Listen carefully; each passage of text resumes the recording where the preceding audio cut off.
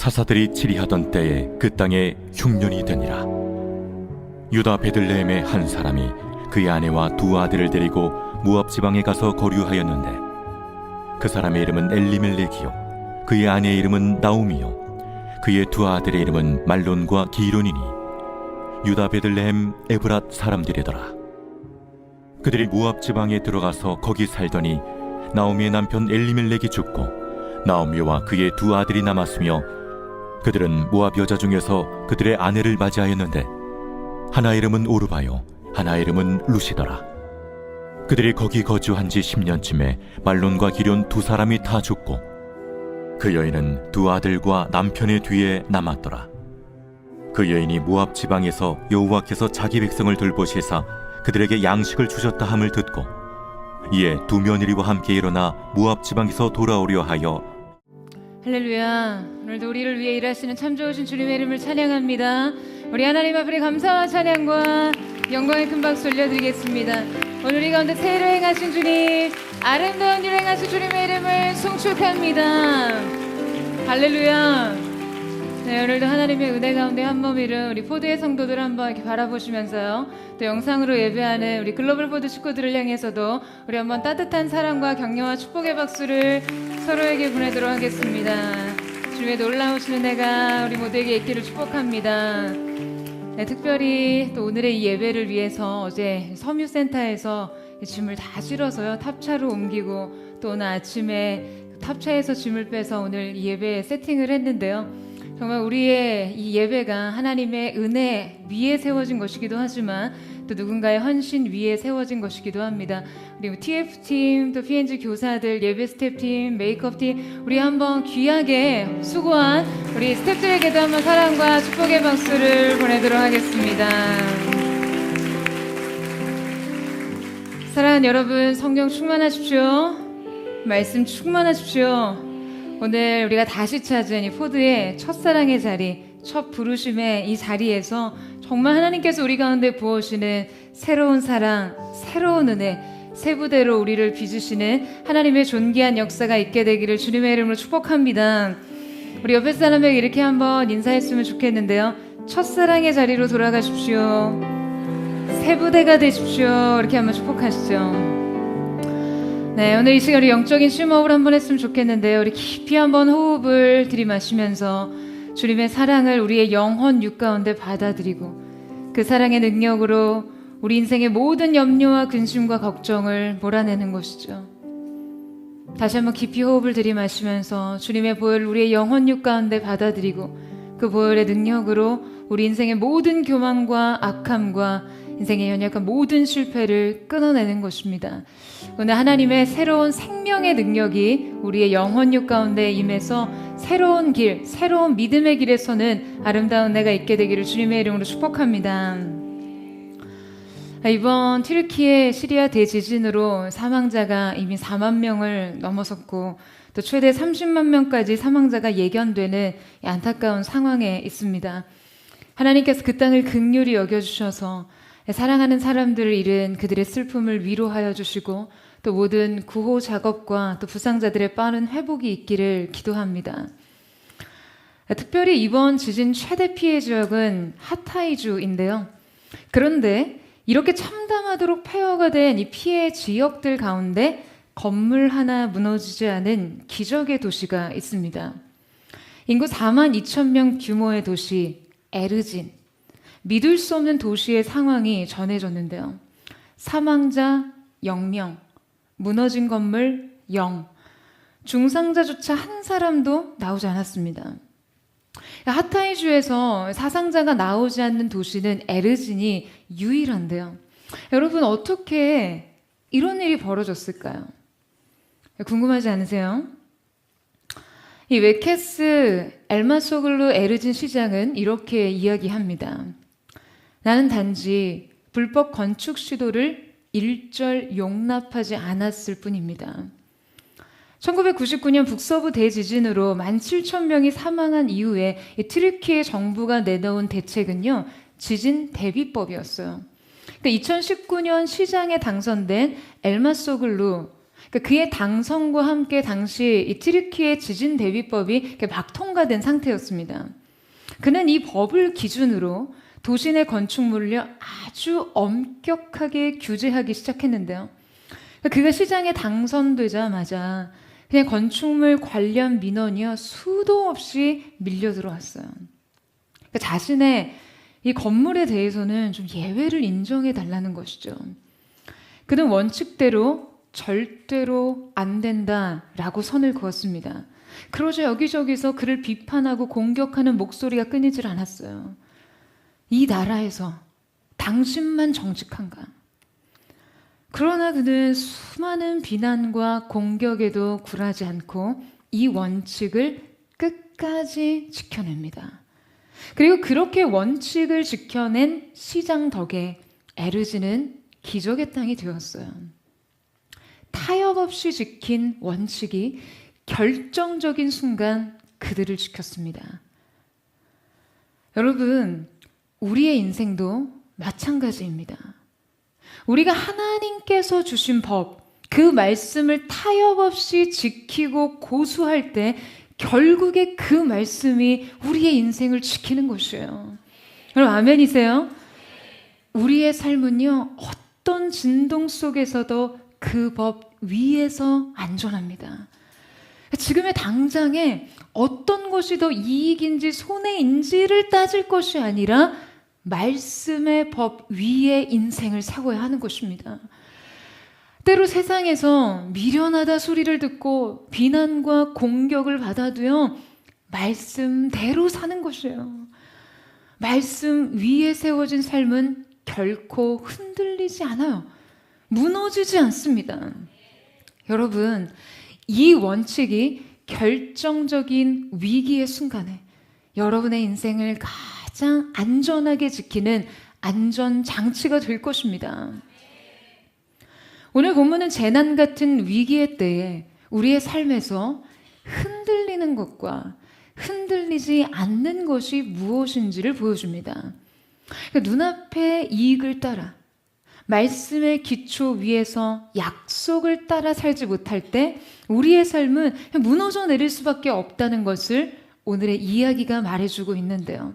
우리가 앞으로 함께 살펴볼 룻기서는 사사시대의 베들레헴에 거주하던 한 가정의 이야기를 다룹니다. 이 가정은 엘리멜렉의 가정이었고 유다 지파였어요. 이 가정의 역사는 특별한 상황을 배경으로 이 우여곡절을 겪게 되는데요. 우리는 이 가정의 역사를 4가지 영적인 흐름을 따라 살펴보려고 합니다. 그 첫 번째는 약속의 땅에 찾아온 흉년이었습니다. 우리 1장 1절 말씀을 다시 한번 읽어보도록 하겠습니다. 시작. 사사들이 치리하던 때에 그 땅에 흉년이 드니라. 유다 베들레헴의 한 사람이 그의 아내와 2 아들을 데리고 모압 지방에 가서 거류하였는데. 여러분, 오늘 본문의 상황은 2가지 배경에 큰 영향을 받고 있습니다. 하나는 사사들이 치리하던 때라는 영적인 배경과 그 당시 그 땅에 찾아온 흉년이라는 이슈였어요. 자, 오늘 본문이 나타난 때는 가나안 정복의 지도자였던 영도자였던 여호수아와 그 세대가 다 죽고 이 약속의 DNA를 따라 살지 않는 새로운 세대의 장악이 나타나던 시기였습니다. 시대가 어두웠어요. 진리의 지배력이 약해졌습니다. 게다가 이 땅에 흉년이 들었는데요. 약속의 땅에 흉년이 들었다는 것은 그들의 믿음이 시험을 받고 있다라는 것이에요. 그 시대의 흉년은요, 여러분 치명적인 재난이었어요. 당시 사람들은 농사를 지어 한 해 한 해를 연명했는데요. 그 당시 농업경제 구조나 생산성에 비추어 볼 때 곡식을 장기적으로 비축하는 것이 어려웠기 때문에 한 해 농사로 그 한 해를 살아야 했어요. 그러니 때를 따라 이른 비와 늦은 비를 적당하게 내려주시는 것은 절대적인 하나님의 은혜였습니다. 강우량이 생존의 가장 절대적인 조건이었던 그런 당시 시대적인 상황을 생각해 보면 지금 이 시기에는 근본적으로 하나님의 은혜가 결핍된 시기라는 것을 알 수 있죠. 하늘이 닫히자 그들의 땅은 더 이상 소산을 내어주지 않았습니다. 삶은 바닥을 드러냅니다. 그리고 바로 그때 가뭄으로 메마른 땅인 쩍쩍 갈라진 바닥을 드러내듯이 그들의 믿음 또한 바닥나 버립니다. 그들의 믿음은 위태로웠어요. 여러분, 하늘이 닫혔습니다. 우리는 바로 이때 인생에서 쉽게 답을 찾을 수가 없습니다. 답이 안 보여요. 삶의 수많은 문제에 답을 찾을 수가 없습니다. 닫힌 하늘 아래 발버둥 칩니다. 여러분, 바로 이럴 때 우리는 어떻게 해야 할까요? 당장 이 문제를 어떻게 해결하면 됩니까? 여러분, 이때는요, 그냥 버텨야 합니다. 이 시간은 버티는 시간이에요. 한 건물 입구에서 꽃을 파는 할머니가 계셨습니다. 그녀의 얼굴에는요, 주름이 많고 행색은 아주 남루했어요. 그러나 할머니는 언제나 환하고 밝은 표정으로 그 주위 사람들을 대했습니다. 어느 날 이 건물의 주인이요, 할머니에게 물었어요. 무슨 좋은 일이라도 있으신가 봐요. 할머니는 언제나 표정이 환하고 밝아 보이십니다. 그러자 할머니가 대답합니다. 제 걱정과 근심을 저 트럭에 싣는다고 하면 아마 100대 분량보다 더할 것입니다. 그러나 저는 삶의 고통이 닥치면 예수님께서 무덤에 머물러 계셨던 사흘을 생각하면서 사흘 동안 기다립니다. 그러면 사흘 뒤에는 어김없이 새로운 해가 뜬답니다. 여러분, 이 사흘의 시간은요, 결코 생명을 돌이킬 수 없는 완전한 절망의 시간이었어요. 생명과 소망의 무의 시간. 예수님 또한 부활의 아침이 오기까지 이 시간을 견디셨던 것이죠. 여러분, 우리의 인생에도 때로 이 시간이 찾아옵니다. 약속의 땅에 찾아온 흉년처럼요. 하늘이 닫히고 인생의 답을 찾을 수 없는 시간. 땅의 어떤 열매와 소산도 우리에게 안기지 않는 시간. 여러분, 그때 우리는 어떻게 이 시간을 보내야 하는가?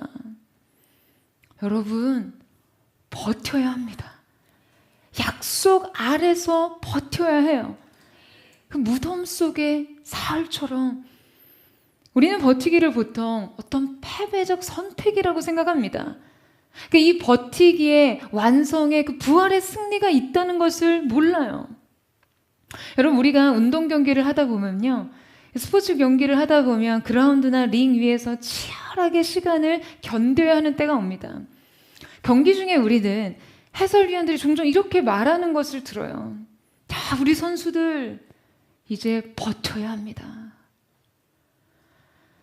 여러분, 저는 이런 말을 들을 때마다 이렇게 마음이 뭉클해져요. 우리의 인생과 너무 닮아 있기 때문이에요. 여러분, 이때는요, 상대의 맹공을 온몸으로 막아내면서 끝끝내 수비력을 무너뜨리지 말아야 합니다. 무너지지 않고 시간을 보내는 거, 이렇게 버텨야지 이깁니다. 여러분, 버티는 것은요, 수동적으로 그냥 이렇게 가만히 서 있는 것이 아니에요. 자포자기 상태로 무기력하게 시간이 가기만을 기다리는 게 아닙니다. 버티는 것은요, 사력을 다해 자기 에너지를 응축시키는 거예요. 자신을 압박시키면서 능동적으로, 역동적으로 절대 이 힘을 분산시키지 못하도록 하는 것이에요. 고난이 인생의 맹렬한 공격을 퍼붓는 시간. 여러분, 우리는 우리의 영혼을 총동원해 수비력을 총동원시켜야 합니다. 인생의 답을 찾을 수 없는 시간. 우리는 객관식 문항에 답을 달아주시듯 그렇게 쉽게 인생의 문제를 풀어주시지 않는 하나님 앞에서 질문하며 버텨야 합니다. 답이 없으면 질문하세요. 여러분, 언제까지요? 하늘이 열릴 때까지요. 여러분, 아멘이세요? 여러분, 그런데 이게 말이 쉽죠. 정말 이 시간을 버텨본 사람은 알아요. 이것이 얼마나 신음하며 견뎌야 하는 시간인지를요. 얼마나 끙끙 앓으며 버텨야 하는 시간인지를요. 여러분, 하지만 우리는 끝내 알게 됩니다. 그 버팀의 임계점에서 반드시 열리는 하늘의 문을요. 여러분, 구약의 여러 인물들은 종종 이 흉년으로 인해 시험을 만났습니다. 흉년을 피해 애굽으로 가고자 했던 이삭이 약속의 땅을 떠나지 말라는 그 하나님의 명령에 순종했을 때 여러분, 어떠한 일이 일어납니까? 이삭은요, 그 땅의 심각한 기근 가운데서도 그의 100배의 결실을 맺었어요. 원문을 보게 되면 100개의 하늘의 문이 열렸다라고 기록되어 있어요.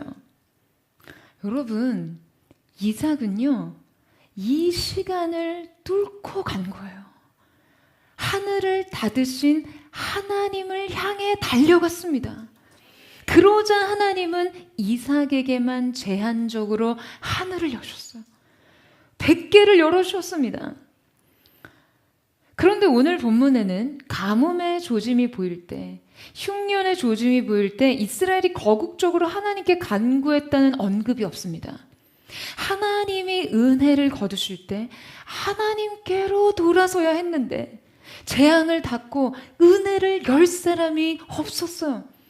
그래서 끝내 비도 내리지 않았고 마침내 흉년과 기근이 계속된 것이죠.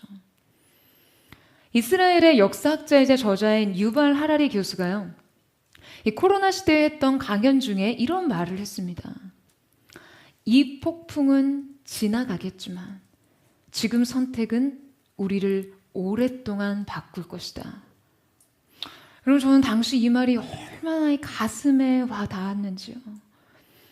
이 말이 가슴에, 마음에 새겼습니다. 허튼 생각하지 말자. 허튼 시도하지 말자. 여러분, 결국 다 지나갑니다. 흉년도 지나갑니다. 기근도 지나가요. 고통의 시간도 지나갑니다.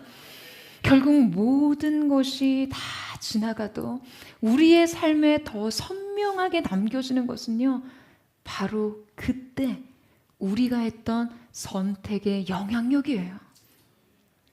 안타깝게도 오늘 이 가정은 이 시간을 버티지 못했습니다. 그는 이 시간을 박차고 일어났어요. 그리고 인생에 돌이킬 수 없는 참담한 선택에 이릅니다. 이 가정의 두 번째 챕터가 열리죠. 바로 살 길을 찾아 나선 사람들입니다. 약속의 땅인 베들레헴의 흉년을 견디지 못해 이 엘리멜렉은 아내 나호미와 또 두 아들을 데리고 모압 땅으로 이주를 합니다.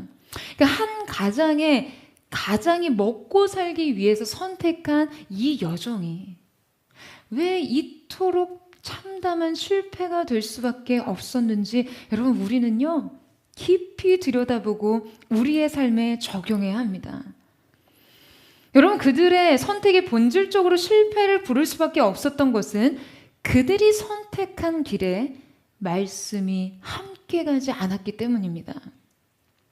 여러분, 하나님께서는 우리가 이 고통에 무분별하게 노출되고 불필요한 갈등을 돌파하느라 인생의 손실을 맛보는 걸 원하지 않으세요. 우리는 상황에 따라 인생의 위험과 갈등을 피하는 선택을 할 수 있습니다. 다만 그 판단의 기준이 무엇이냐가 중요한 것이죠. 예수님의 탄생 후 정치적 메시아의 탄생에 대한 큰 불안과 두려움을 느낀 헤롯 왕이요, 예수님을 살해하고자 할 계획을 가지고 있었어요. 그는 동방 박사에게 예수님을 찾거든 반드시 자신에게 알려달라고 부탁합니다. 아기 예수를 죽이려고요. 자, 우리 마태복음 2장 13절에서 15절 말씀을 같이 한번 읽어보도록 하겠습니다. 시작.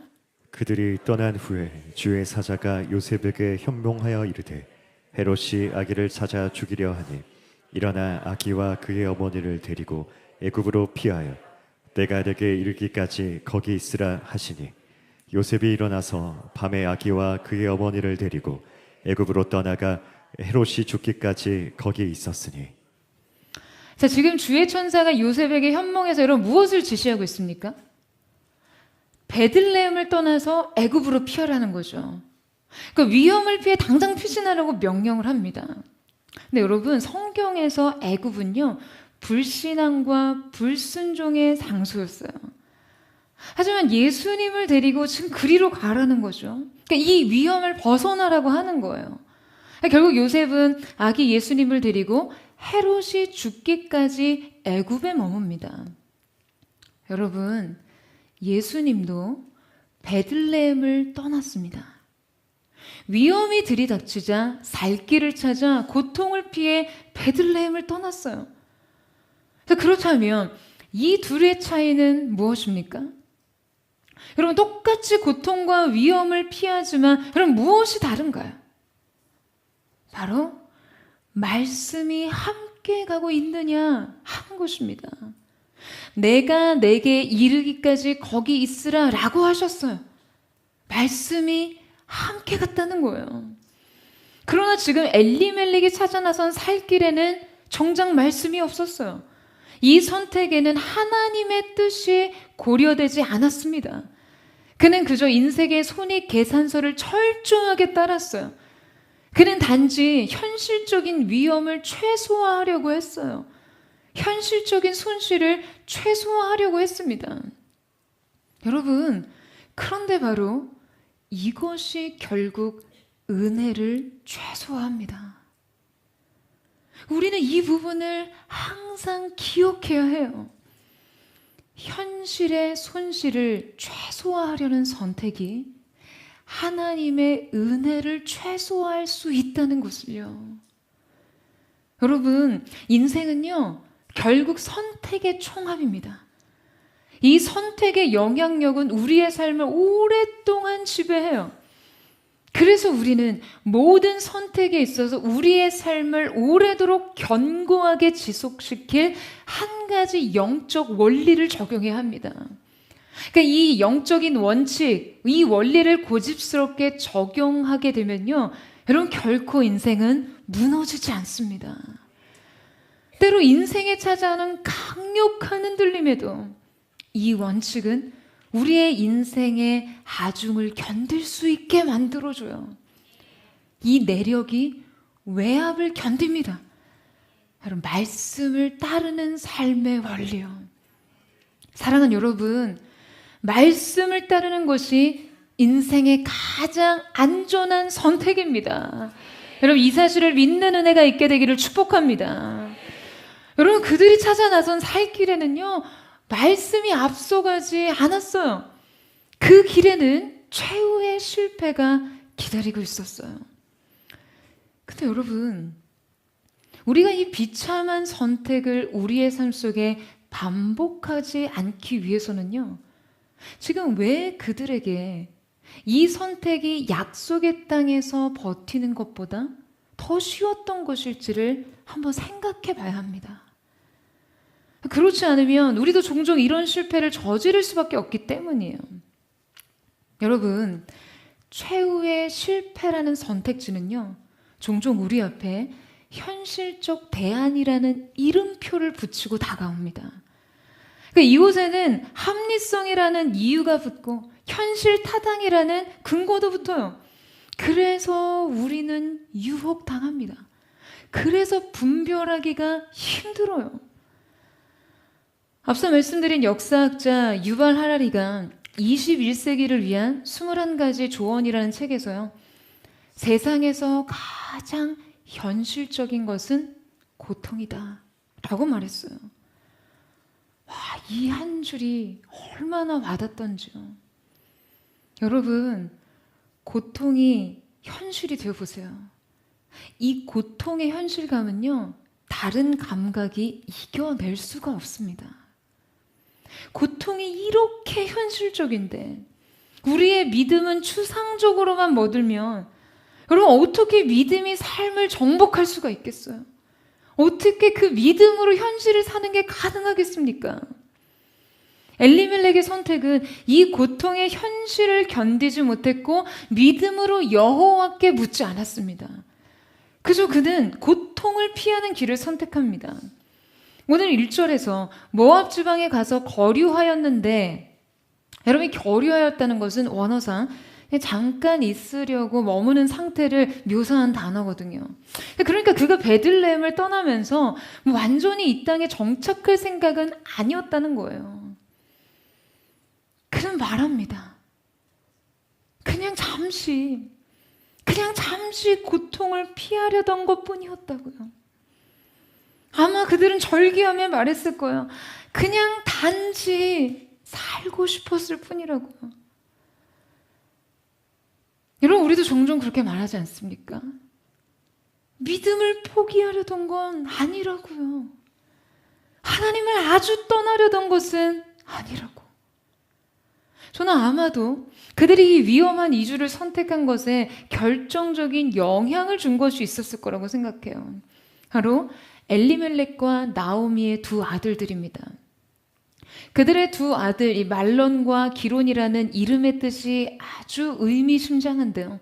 이 말론이라는 말에는 질병, 기론이라는 이름에는 낭비, 상실하다, 잃어버리다 라는 뜻이 있습니다.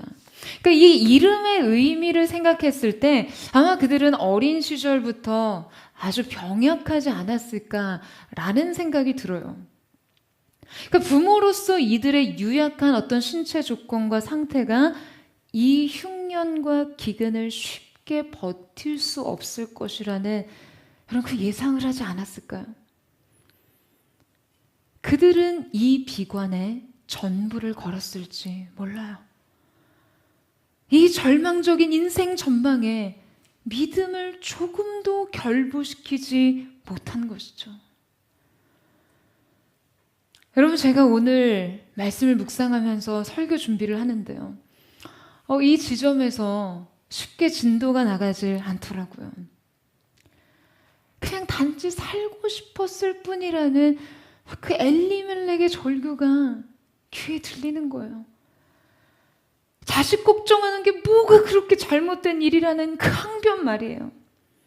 먹고 사는 일에 너무 급급하게 쫓겨서 그냥 내가 당장 눈에 보이는 현실을 선택한 것이 그렇게 큰 잘못이냐라는 성도들의 부르짖음 말이죠.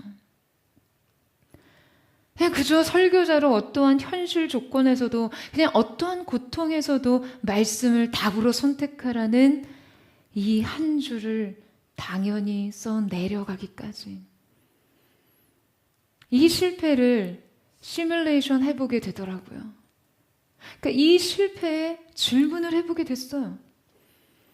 과연 우리는 왜 흔들리고 왜 넘어지는가? 왜 우리는 결국 약속의 땅을 이탈하는가? 왜 살 길을 찾아 하나님을 등지게 되는 걸까? 고 이어령 교수님의 먹다, 듣다, 걷다라는 책에 이런 글이 나옵니다.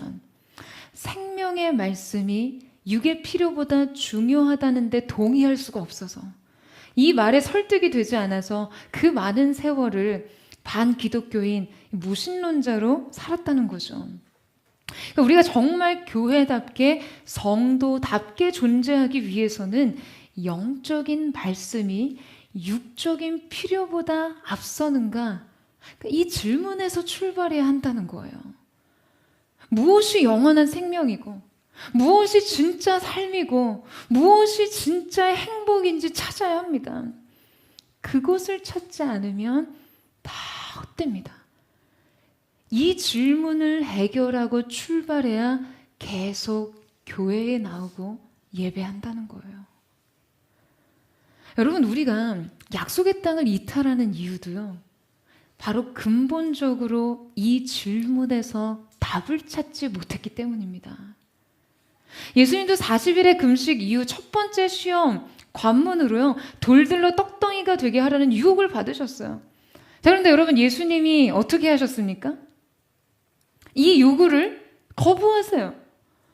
여러분, 예수님이 능력으로 돌을 떡으로 만든 일이 뭐가 그렇게 어려웠겠어요? 아니, 보리떡 5개와 물고기 2마리로요 5,000명, 여자와 아이들까지 하면 2만 명을 먹이실 수 있는 분 아닙니까? 그런데 왜 이것을 굳이 거부하십니까? 너희에게 중요한 것이 이 떡이 아니라는 거죠. 너희는 이 떡을 위해 살면 안 된다는 거예요. 여러분, 우리 삶은 여기서 출발해야 합니다. 우리는요, 세상과 다른 출발선을 가져야 해요. 여러분, 아멘이세요? 그런데 뭔가 이 출발선이 상당히 불리하다는 그 쎄한 느낌이 듭니다. 교회에 와서 좀 잘 먹고 잘 사는 축복과 형통의 그 복에 대해서 그 법을 가르쳐 줄 줄 알았는데, 목사에게 축복이 넘치는 삶을 좀 배우고 싶었는데, 여러분, 생각보다 성도의 삶이 어렵다고 느끼시죠? 그 웃음은 어떤 의미일까요? 여러분, 제가 이 출발을 쉽게 만들어 드릴게요. 여러분, 구구단 모르고 곱셈할 수 없잖아요. 우리 그렇게 살지 않았습니다. 교과 과정에도 기초 원리가 있듯이 여러분, 믿음에도 기초 원리라는 게 있어요. 그래서 우리의 믿음도 하나만 터득하면 모든 게 쉽습니다. 잘 들어보세요. 그 하나의 원리는요, 모든 것이 하나님께 달려있다라는 믿음입니다. 아멘이십니까? 여러분, 단순해요. 이 한 가지 원리만 터득한다면 믿음의 문제는 아주 쉽게 풀립니다. 하늘이 열리면 되는 문제였어요. 먹고 살 길을 찾아가는 답은요, 하늘을 두드려야 나옵니다. 계산기를 두드리는 삶이 아닌 하늘의 문을 두드리는 삶이요. 그들 인생의 큰 책임과 무게였던 자식 걱정은요, 하나님께서 책임져 주셔야 했습니다. 여러분, 인생의 해답은 하늘에 물어야 찾을 수 있어요. 왜냐하면 우리의 삶이 하나님께 달려있기 때문이에요. 엘리멜렉은 자신의 육적인 필요에 급급해서 영의 생존을 생각하지 못합니다. 그냥 가족을 먹여 살려야 한다는 이 불안을 버텨내지 못했어요. 정작 그들을 먹이시고 입히실 수 있는 능력의 주체를 보지 못하고 당장 눈에 보이는 대안을 찾았어요. 그는 영적인 기업을 포기하고 식량을 구했습니다. 그는 하늘을 열어야 하는데 땅을 찾아 헤맸어요. 여러분, 결국 그의 이 선택에 따른 엄청난 대가를 치릅니다. 모압으로 이주한 이후 첫 소식은요, 엘리멜렉의 죽음입니다. 모압의 이주는 살아남기 위한 방책이었는데 살려고 갔던 곳에서 죽습니다.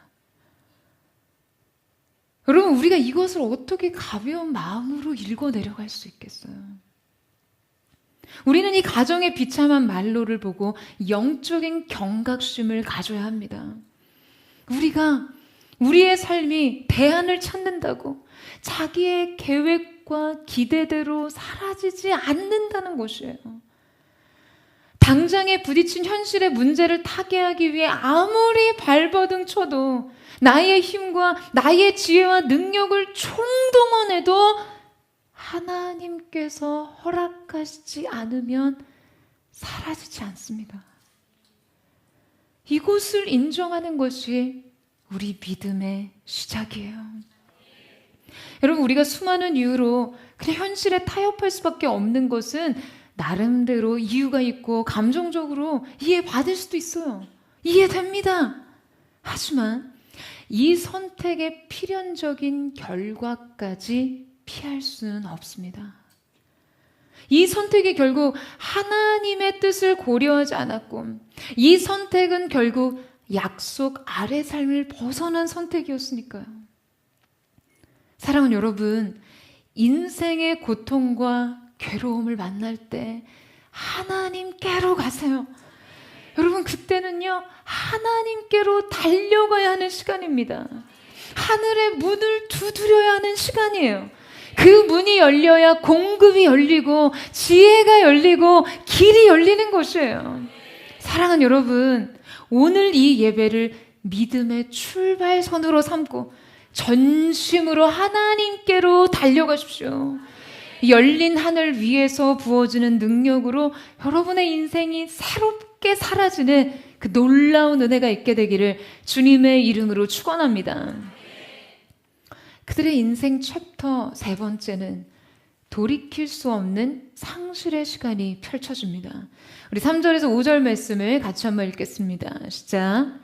나오미의 남편 엘리멜렉이 죽고 나오미와 그의 두 아들이 남았으며 그들은 모압 여자 중에서 그들의 아내를 맞이하였는데 하나의 이름은 오르바여 하나의 이름은 로시드라. 그들이 거기에 거주한 지 10년쯤에 말론과 기럨 두 사람이 다 죽고 그 여인은 두 아들과 남편의 뒤에 남았더라. 잠시 흉년을 피하겠다고 모압 땅에 이주했던 이 가정은요, 자그만치 10년이란 세월을 그곳에서 보내게 됩니다. 그러니까 잠깐은 위기를 모면한 듯 했지만 당장은 먹고 살 형편을 갖춰준 것 같았지만 이 선택의 최후는 비참했습니다. 그들은 살려고 갔지만 죽었습니다. 엘리멜렉뿐만 아니라 두 아들까지 모두 잃었어요. 그러니까 모압에서 그들의 시간은, 이 시간이 하나님 편에서는 어떠한 시간이었는가를 말해줍니다.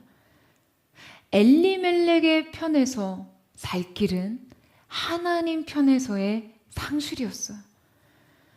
그들의 삶은 하나님을 잃었기 때문에 모든 것을 잃었습니다. 원천을 상실했기 때문이에요. 여러분, 우리의 인생이 참 복잡한 듯 보이지만 믿음의 원리는요, 아주 단순합니다. 원천을 소유한 사람이 사는 것이에요. 하나님을 선택하는 사람들, 하나님을 사랑하는 일만큼은 포기하지 못하는 사람들, 하나님은 이 믿음의 원천, 사랑의 원천을 끝끝내 소유하는 사람들에게 그분의 전부를 부어주십니다. 아이버 포웰의 성경의 유리창이라는 책 속에서 인상적인 이야기가 등장합니다. 유산 상속에 대한 유언을 남기지 않고 죽은 부자에 관한 이야기예요. 그가 죽었을 때 그에 관련된 것이 전부 경매에 붙여졌습니다. 경매에 처음 등장한 것은 그의 죽은 아들을 그린 초상화였어요. 부자는 어린 시절 자신을 떠난 아들을 평생 그리워했기에 이 그림을 무척이나 아꼈습니다. 그러나 이 경매자들은 어느 누구 그 그림에 관심이 없었어요. 이 그림은 남루한 옷을 걸친 한 늙은 여인에게 팔렸습니다. 이 여인은요, 다름 아닌 죽은 아들의 유모였어요. 그녀는 자신이 그 소년을 너무나 사랑했기에 이 그림이 갖고 싶다고 말했습니다. 그러자 갑자기 한순간 경매는 중단됐어요.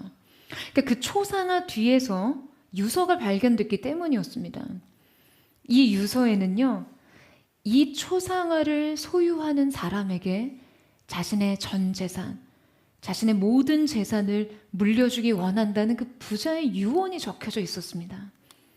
자신이 그토록 사랑하는 아들에 대한 기억을 아름답게 간직한 사람이 자신의 전부를 가질 자격이 있다는 것이죠. 이 사랑과 그리움이 늙은 유모에게 부자의 전 재산 전부를 소유하게 만들었어요. 여러분, 하나님의 기준도요, 이와 같습니다. 하나님을 선택하는 것, 그분의 아들을 사랑하는 것, 이 한 가지를 소유하고자 하는 사람에게 그분은 전부를 주기를 원하세요. 이 하나에 자기 인생 가치를 두는 사람을 우리 하나님께서는 가치 있게 여기십니다. 여러분, 우리는요, 모든 것을 포기하더라도 바로 이 믿음의 선택, 이 가치 선택만큼은 결코 포기해서는 안 됩니다. 여러분 이 사실을 믿으세요? 여러분 그것이 시작이에요. 하나님 그분을 다시 얻는 것이요. 하나님을 얻으면 여러분 우리는 모든 것을 얻는 것입니다. 아멘이십니까? 여러분 그러나 우리의 인생의 모든 것을 소유했다고 반드시 하나님이 함께 하시는 것은 아니라는 사실 또한 언제나 기억해야 합니다. 하나님을 얻고 그 다음 모든 것을 얻는 것이에요. 하나님 없는 성공을 원하지 않고 여러분 순서를 지켜야 해요. 이 영적인 단추를 잘 껴야 합니다. 이제 나오미의 새로운 첫 단추가 꿰어지는 장면이 등장하는데요. 어느 날 모든 소망을 이뤘던 나오미가 한 소식을 듣게 됩니다. 6절 말씀 보시겠어요? 6절 말씀을 같이 한번 읽겠습니다. 시작. 여인이 모압 지방에서 여호와께서 자기 백성을 돌보시사 그들에게 양식을 주셨다함을 듣고 이에 두 며느리와 함께 일어나 모압 지방에서 돌아오려 하여 어느 날 모압 땅에 한 가지 소식이 전해집니다.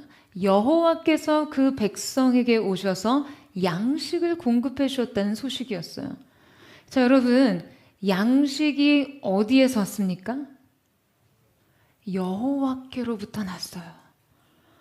여기서 이 돌보시사라는 말은 파카드라는 원어로 사용됐는데요. 자, 이 말은 방문하다, 주의 깊게 살펴보다라는 두 가지 뜻이 있습니다. 하나님께서 지금 그들의 형편을 굽어 살피셨고 그 고통의 현장에 직접 다가오신 거죠. 하나님께서 백성의 고통 가운데 찾아오셨습니다. 이 땅에는 하나님의 파카드, 하나님의 방문으로 말미암아 기쁨이 회복되었어요. 90세가 되어 자녀를 낳을 소망이 없던 사라에게도 하나님의 파카드가 있었습니다. 바로의 학정과 압제하에 고통당하던 애굽의 백성들에게도요, 하나님의 파카드가 있었어요. 하나님의 파카드는 상황을 역전시켰습니다. 그들에게 양식을 주셨다라는 여러분 이 구절은요, 히브리어로 라테트 라헴 라헴으로 기록되어 있는데요. 자, 의도적으로 라라는 두 운을 배치해서 아주 경쾌하게 즐거운 음악적인 효과를 주었던 것이죠. 여러분, 하나님의 방문이 있자 어떤 일이 일어납니까? 이 백성 가운데 라라라 노래가 절로 흘러나왔어요. 하나님이 그 땅에 오시자 그 땅에 풍요와 기쁨이 넘쳤습니다. 사랑하는 여러분, 고통의 종식이란 바로 이런 것입니다. 인생에서 고통을 종식시키는 것은요, 먹고 살 길을 찾아 약속의 땅을 등지고 떠나는 어떤 현실적인 결단이 아니에요. 우리의 인생에 이 문제에 이 고통 가운데 메마른 땅에 기근 같은 이 시간에 이 연약한 육신에 하나님의 파카드가 임하면요, 고통 끝입니다. 여러분 아멘이십니까? 그때부터는요, 인생의 콧노래가 흘러나옵니다. 어깨춤을 출 수밖에 없어요. 이것이 하나님으로부터 비롯된 삶의 비밀입니다. 여러분, 너무 많은 성도들이요, 대단한 착각에 빠져 있습니다. 순종하면 망할 것 같다는 거예요. 하나님을 더 사랑하면 인생이 위태로워질 것 같다는 거죠. 이 재정 헌금하면 엄청나게 손해볼 것 같아요. 남들 다 바쁘게 저렇게 살 때 교회에서 섬기면 인생 뒤처질 것 같아요. 여러분, 다 사단의 거짓말입니다. 거짓의 아비인 사단의 교묘한 속임수예요. 하나님께서 계신 곳에 풍요가 있습니다. 하나님이 계신 곳에 노래가 있어요. 그것이 라의 삶이에요. 사랑하는 여러분, 하나님만 따라가세요. 거기서 버티세요. 조금만 더 버텨보세요. 하나님만 기다리세요. 장담하지만 여러분은 반드시 노래하게 될 것입니다. 여러분, 바로 오늘 이 시간 하나님의 박하들을 구하세요. 하나님이 지긋지긋한 고통에 하나님의 박하들을 구합니다. 이 기근 같은 시절에, 이 메마른 영혼에, 이 바닥난 인생에 하나님의 박하들을 구합니다. 여러분, 오늘 하나님의 방문이 여러분 인생에 새로운 구원의 소식이 되기를 주님의 이름으로 축복합니다. 여러분의 인생에 새로운 구원의 노래가 울려 퍼지기를 주님의 이름으로 축원합니다. 나오미는요, 이 소식을 듣고 믿음을 일으킵니다. 그들의 인생에 새로운 전환의 시기가 찾아오는데요. 바로 네 번째 챕터, 잃어버린 것들을 찾아입니다. 자, 우리 6절 말씀을 다시 한번 읽어보겠습니다. 6절 말씀 시작. 그 여인이 모압 지방에서 여호와께서 자기 백성을 돌보시사 그들에게 양식을 주셨다 함을 듣고 이에 두 며느리와 함께 일어나 모압 지방에서 돌아오려 하여. 여러분, 나오미는요, 하나님께서 그 백성에게 양식을 주셨다는 이 소식을 듣고 자신의 믿음을 연결합니다. 이때 그녀의 믿음이요, 이 기쁨의 소식에 접속합니다. 여러분, 이 접속은 아주 중요한 거예요. 여러분, 은혜는 언제 어디서나 열려 있습니다. 언제 어디에나 있어요. 문제는 이 은혜에 접속하지 않는다는 것에 있습니다. 내 자신의 선택과 의지를요, 그 믿음에 걸지 않습니다.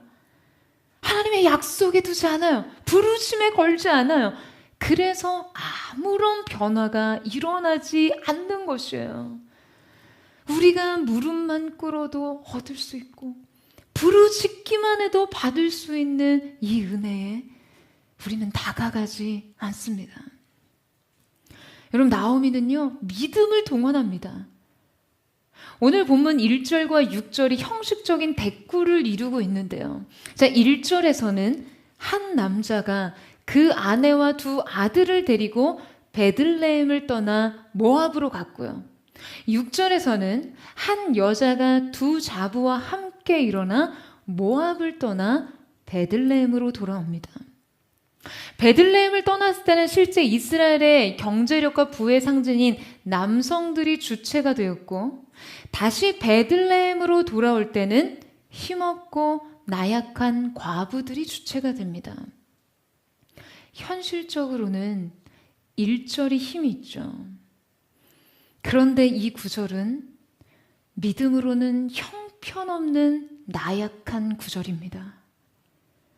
하지만 6절에서 한 여자의 믿음이 약속의 땅으로의 귀향을 선택한 것은 현실적으로는 너무나 초라하지만 믿음으로는요, 엄청난 역전의 힘을 보여줍니다. 여러분, 여러분의 삶이 어떻게 쓰여지고 어떻게 읽혀지기를 원하세요? 엘리멜렉의 살 길이 하나님의 편에서 상실이 되었던 것처럼 여러분의 현실적 대안이 하나님 편에서는 비참한 실패가 될 수도 있습니다. 반대로 우리가 믿음으로 현실을 몰아붙이면요, 우리의 인생은 다시 그 상실을 역행해서 잃어버린 것들을 되찾아갈 수 있게 되는 것이죠. 여러분, 이 사실을 믿는 은혜가 있게 되기를 주님의 이름으로 축원합니다. 여러분, 오늘 설교는요, 한 줄만 기억하면 됩니다. 우리의 살 길은 주님께 가는 길뿐입니다. 우리의 삶의 해답은요, 하늘에 물어야 해요. 오늘 여러분 인생의 방향이 현실적으로는 아무리 초라해 보인다 할지라도 하나님께로 돌이켜 돌아가는 걸음에 생명과 평안과 자유와 소망이 있습니다. 사랑하는 여러분, 믿음으로 현실을 압도하세요.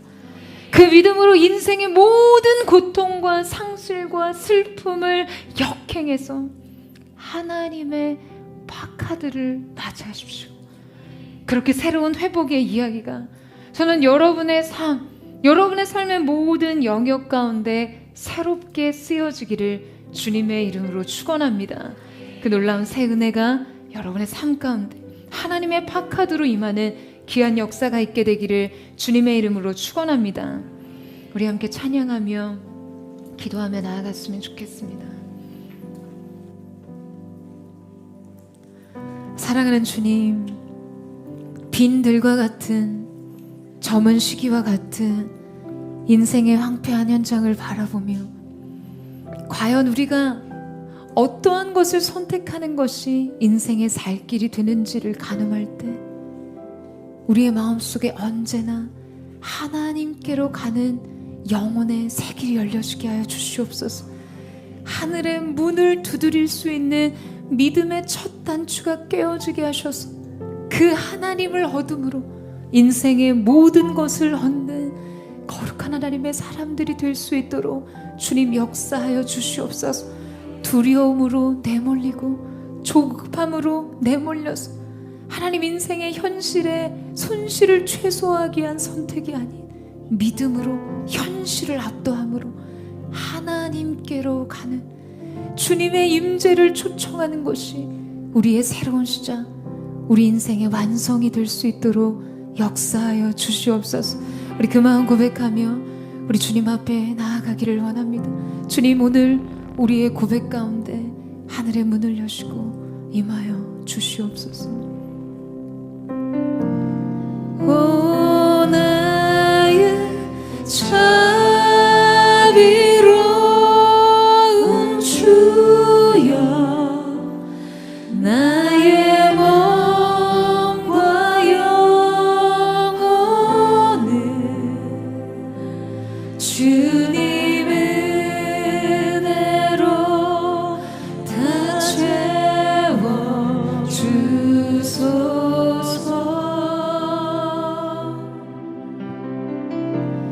이 세상 괴로운 걱정 근심 주여 받아주시고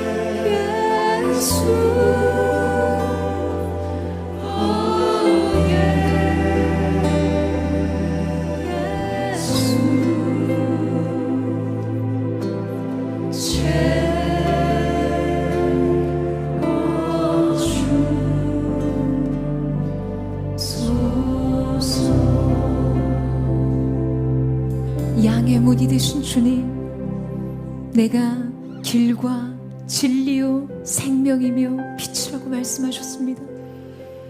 어둠이 하나님 압도한 우리의 인생 속에, 빈들 황폐한 인생의 흉년의 기근 속에 닥친 우리의 삶 속에 주님, 하나님의 사람들이 선택한 살 길은 예수 그리스도가 되게 하여 주십시오.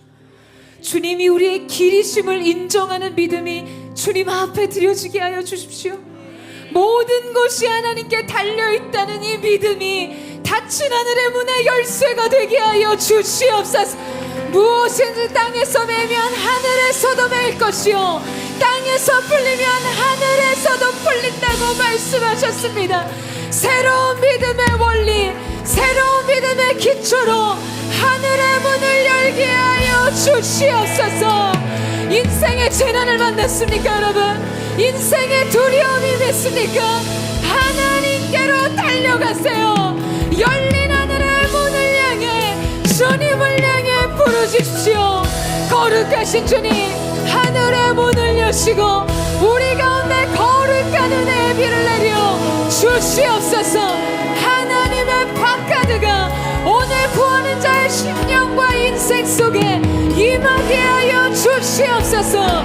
우리 전심으로 주의 이름을 부르짖고 우리 예수의 동성으로 기도하겠습니다. 주여,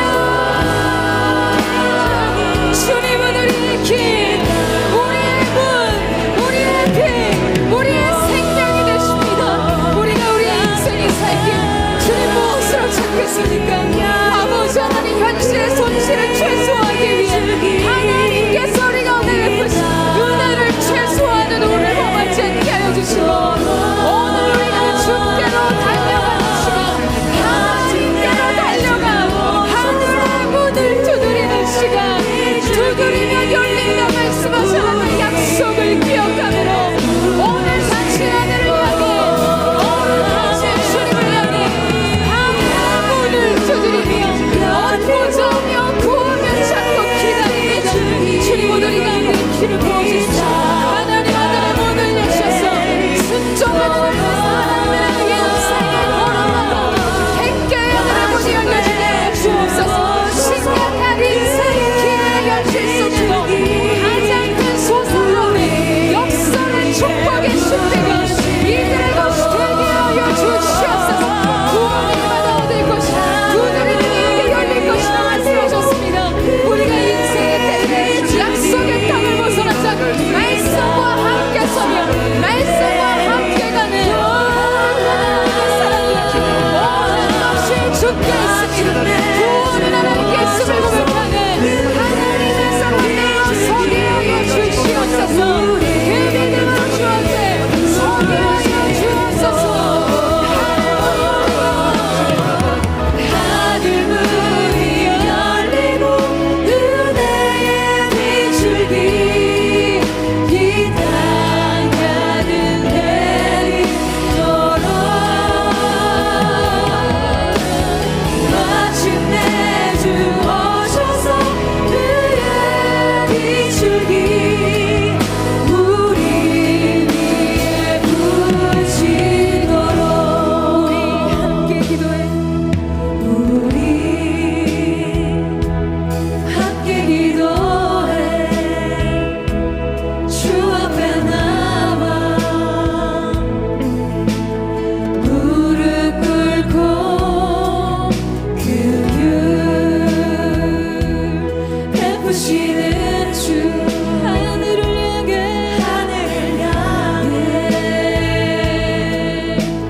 두 손 들고 하늘 문이 열리고 은혜의 비출기 이 땅 가득 내리도록 마침내 주 오셔서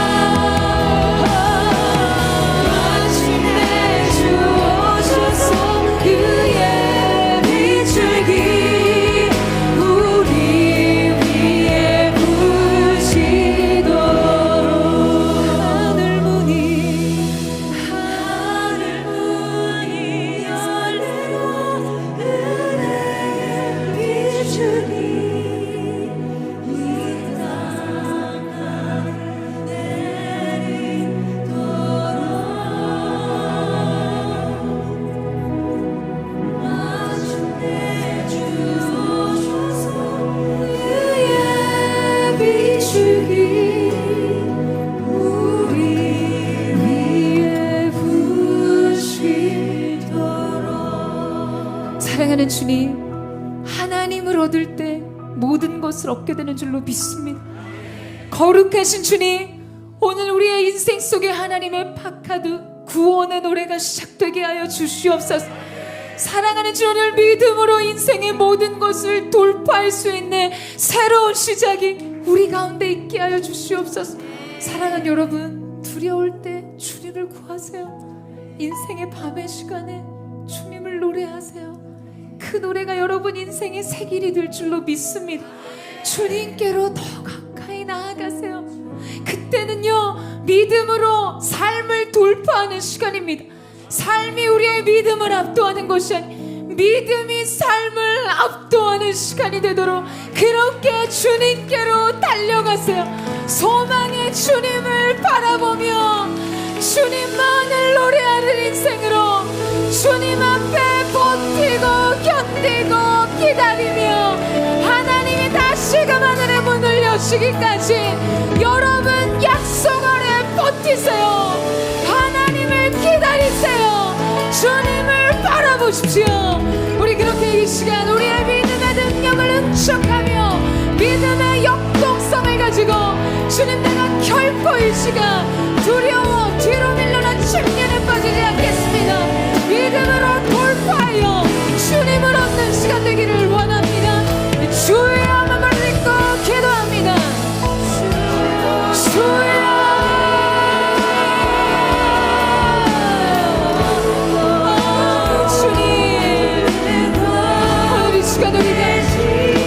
우리가 주님께로 더 가까이 나아갑니다. 주님을 얻어 인생의 모든 것을 얻는 시간이 되게 하여 주시옵소서.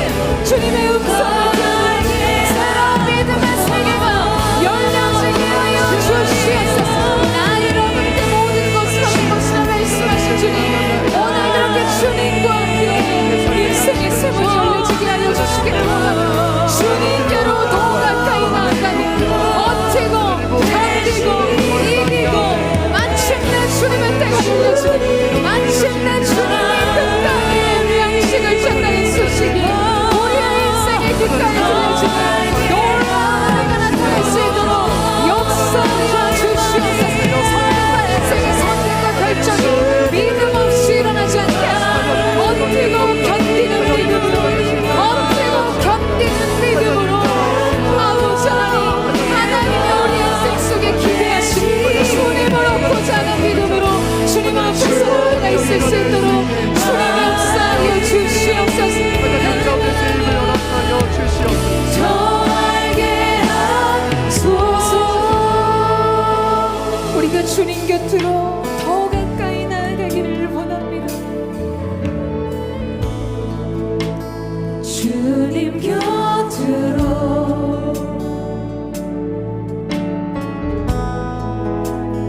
나를 이끄소서.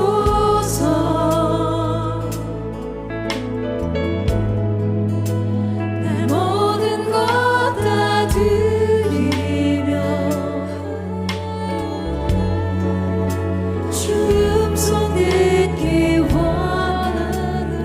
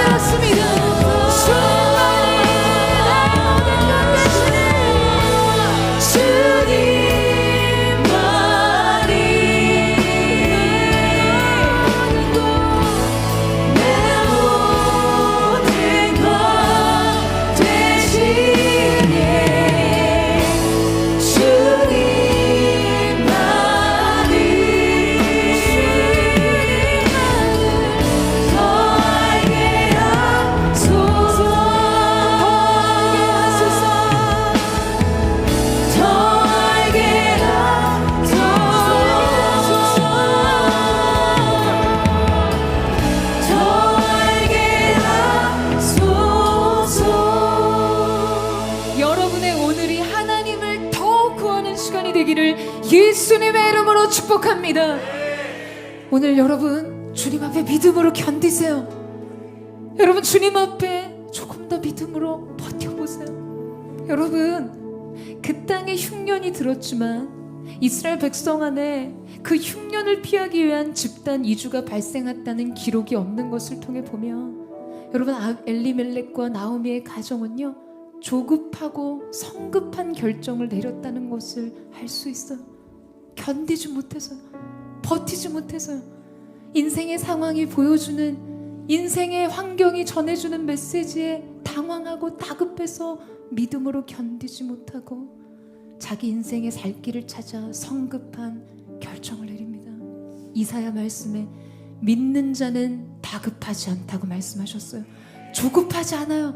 왜냐하면 모든 것이요 하나님 손에서 풀어질 것이기 때문입니다. 여러분 이 사실을 믿으십니까?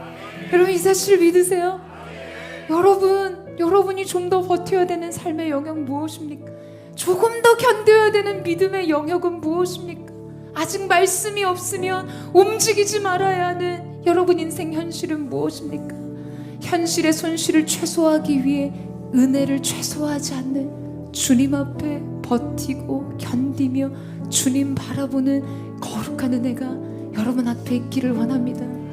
여러분 오늘 하나님의 파카드가 여러분을 노래하게 할 것입니다. 여러분 이 사실을 믿으세요? 하나님이 그 백성에게 양식을 주셨다는 소식 여러분의 인생 가운데도 다시 들려줄 것이에요. 그때까지 그 자리에서 주님을 바라보고 날마다 숨쉬는 모든 순간 주님을 소망하며 노래할 때 하나님께서 그 믿음의 노래대로 여러분의 인생 속에 새 일을 행하실 줄로 믿습니다. 여러분 이 사실을 믿으세요? 그렇다면 우리 함께 고백하며 나아가기를 원합니다.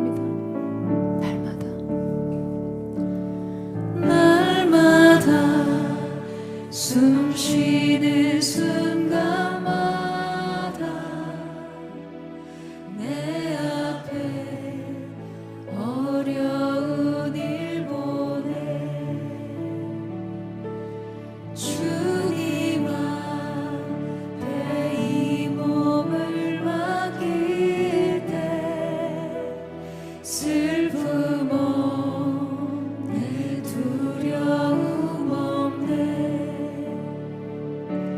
주님의 그 자비로운 손길 항상 좋은 것 주시도다 사랑스레 아픔과 기쁨은 수고와 평화와 안식을 날마다 주님 내 곁에 계셔 자비로 날 감싸주시네 주님 앞에 이 몸을 맡길 때 힘주시네 위로함 주네 어린 나를 품에 안으시사 항상 평안함 주시도다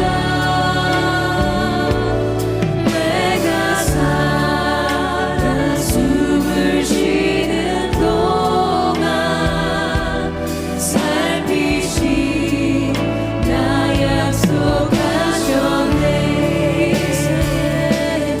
인생의 어려운 순간만 우리가 주님의 약속을 생각합니다. 주의 약속 생각해보네 내 맘속에 믿음 잃지 않고 말씀 속에 위로를 주세요. 오늘 이 시간 우리의 인생 속에 우리를 도우시는 능력의 손을 바라봅니다.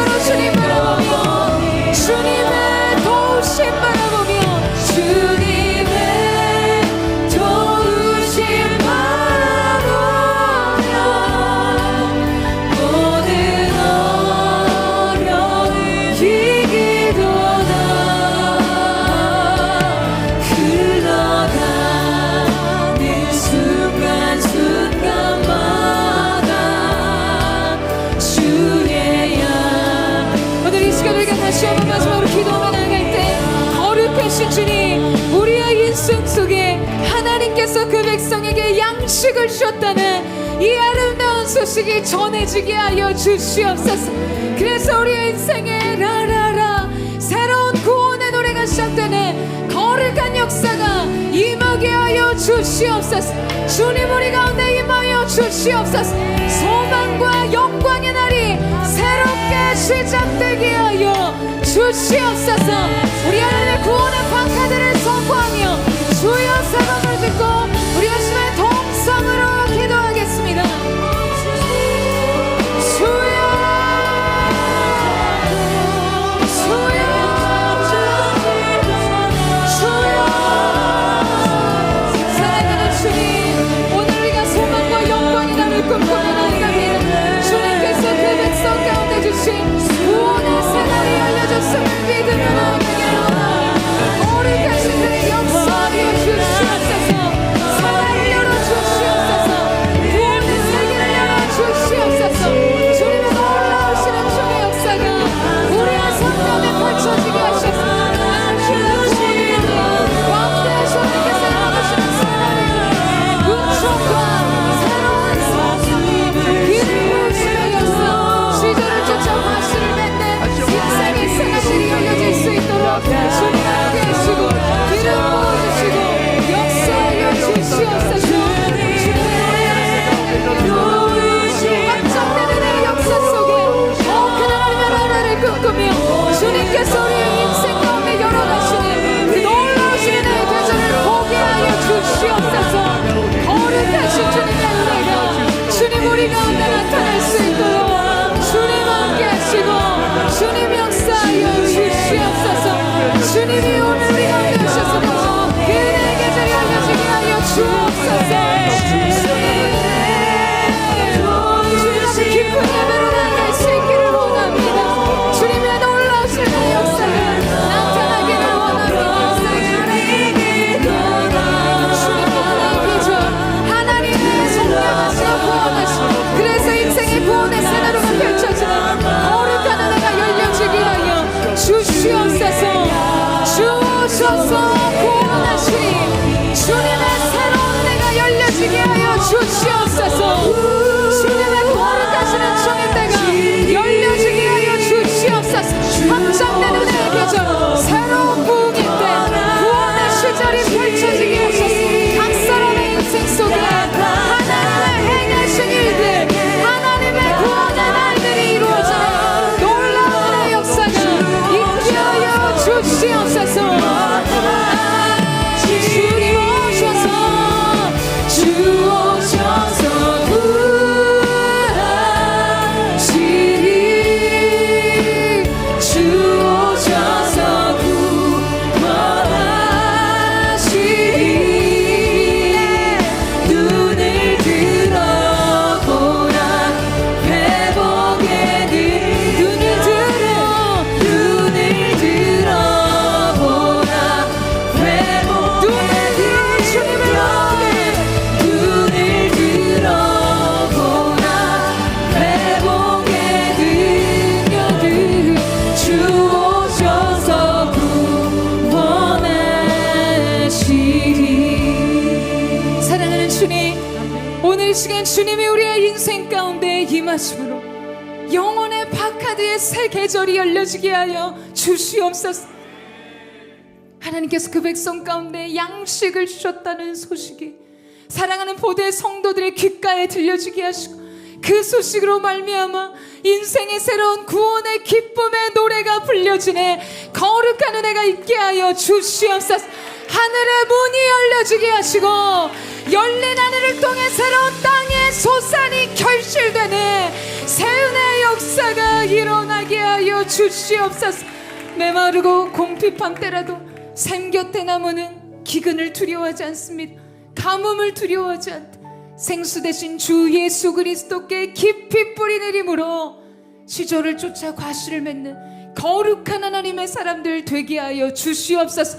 두드리라 그리하면 열릴 것이고 찾는 이마다 얻을 것이요 구하는 이마다 발견하게 될 것이라 말씀하셨사오니 주님 하늘의 문을 여시고 주님의 새로운 구원의 때가 열려지게 하여 주시옵소서. 하나님의 박하드가 사랑하는 모두의 성도들에게 임했음을 예수님의 이름으로 선포합니다. 새로운 구원의 때, 새로운 부흥의 계절이 열렸음을 예수님의 이름으로 선포합니다. 구원의 노래를 부를지어다. 오늘 그렇게 우리의 삶을 새롭게 하시는 찬양하며 감사드리며 살아계신 예수님의 이름으로 기도드립니다. 아멘. 우리 구원의 하나님 앞에 우리 감사와 찬양과 영광의 큰 박수 올려드리겠습니다.